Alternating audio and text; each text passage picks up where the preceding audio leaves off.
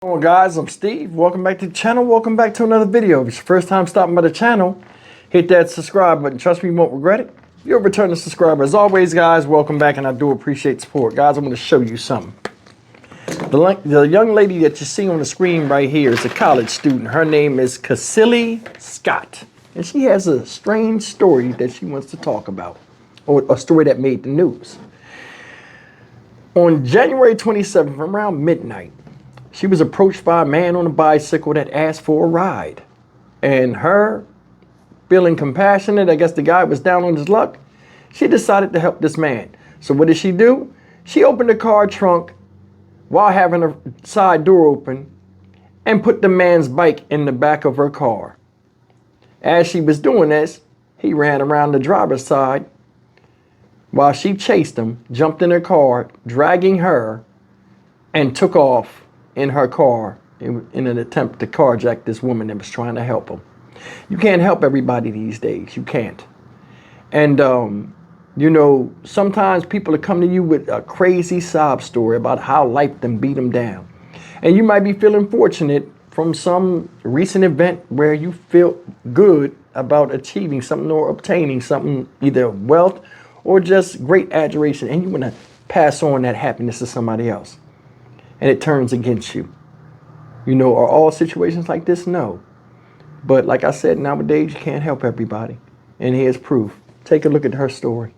West Covina man is in jail after police say he carjacked, kidnapped, and assaulted a woman. It was all caught on camera. And new tonight, we are hearing from that victim. NBC4's Christian Cáceres has more for us.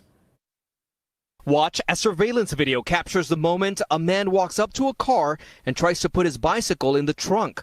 While the woman helps, the man gets in the front seat and tries to drive away. I was giving him a free ride. I was going to give him the tip that I had previously. And it's insane. It's really We met Cassilia Scott today, who is still shaken up from that night, watching the video for the very first time as she tries to stop the man from driving away. She manages to jump on top of him, but as the video shows, he drives off at a high speed and crashes the car at the traffic light on Garvey and Azusa Avenue. It all happened on January 27th, just before midnight. I knew he was going to try to run, so I don't weigh a lot, but I wrapped my body around him. I wrapped my arms around his neck, and I tried to curl my body around him to try to restrain him. And it was working for a little bit. The suspect then got out of the vehicle, ran on foot, eastbound on Garvey South. And we received a 911 call from a Mercedes-Benz dealership just down the road. A subject matching the description was hiding on their property. I know what I saw on our property based off the surveillance, the video cameras, and it just looked like the guy was sitting in the van and the police approached. And Todd Karazin is a general manager at this dealership off Garvey Avenue. We just saw the police take somebody in and probably, we were under the impression that our security company had called them, but let alone, I guess she had called them and our security company. Police releasing this video that shows officers and their canine unit arriving at the dealership and quickly making an arrest. I literally had a mental breakdown earlier today on the way to school. I had to call my aunt and my roommate to kind of like calm me down because since this happened, I've been having like bills rack up that I can't like keep control of. In West Covina, Christian Cáceres, NBC4 News. There you have it. Doing something nice for a stranger can result in some despicable behavior that could almost result in you having your last moments on earth. Now, this girl's young, you know what I'm saying? But she got to know better. I'm gonna tell you something. There are people out here that will come to you and ask you for the stupidest stuff as a stranger in the most inauspicious time. It was 12 o'clock midnight at a gas station. This guy rolls up on her. Hey, can you give me a ride? Did you hear what she said?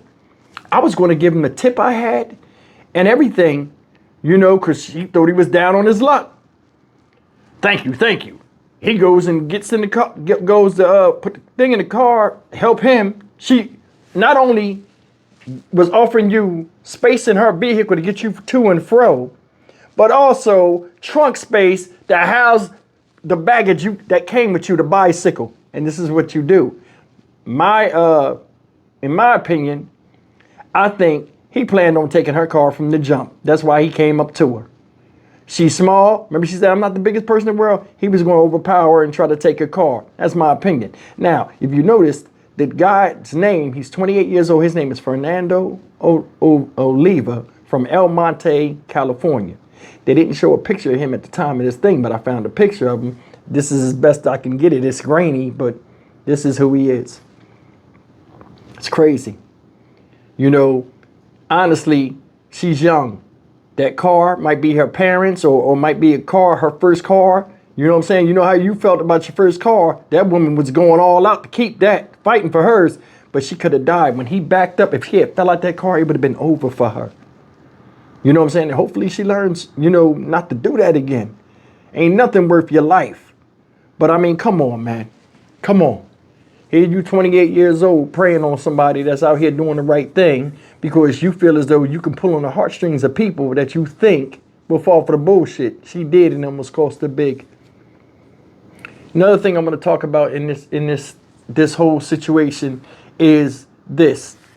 You're starting to see a rise in a lot of homeless people that are aggressive when they ask you for things. I don't know if any of you guys have come across somebody like that where you're starting to see homeless people run up on you and almost be threatening when asking for a favor. I've seen that multiple times. Not to me, but I've been in the vicinity where I've seen, and they usually do this to women. You'll see it a lot. They'll come up on you and they'll get in your personal space and they'll be almost imposing when they ask you for something to wear, like you're scared to say no. And I don't think that's right neither. I don't know what the situation was with this, but she was compelled to help him and it almost hurt him. You know what I'm saying? Luckily, I found a picture of his goofy ass face. I'd show him. And then after this, he runs in her car. Now, did you see her? She put him in the headlock and jumped on his lap. That's what saved her. So he backed up. He's still going to try to drive with this woman on him, then crash her car coming out of the gas station against the pole. Then run away, leaving his bike and his fingerprints. Runs to another dealership, a car dealership, Mercedes-Benz dealership, and tries to hide between the vehicles before his stupid ass is caught. That's one of the things I don't like when people commit crimes. Don't run around other people or use other people's stuff to hide yourself after you did a shameful act. There are people out here that do stuff and then run into a crowd when somebody got a gun pointed at them. Or there's somebody that'll go and jump in your backyard, and next thing you know, you got a bunch of cops back there tearing your shit up trying to arrest this piece of shit. Always making their problem somebody else's problem, and it ain't right. This whole thing comes down to common sense. This guy didn't have to ask for no ride because he genuinely didn't want it. He wanted the ride itself, i.e. her car. And he was willing to do anything to get it, including hurting her. You know what I'm saying? I'm Stock Market Steve for the Dynamic Reason channel. As always, like, comment, share, and subscribe. When people ask you for help, should you help them? I mean, it depends on the situation. But I wouldn't feel bad either way telling somebody I can't do something for them or no. The older you get, the most powerful word in the English vocabulary as an older person is no. Because a lot of times it'll keep you away from the bullshit. I'll see you in the next video. Take care.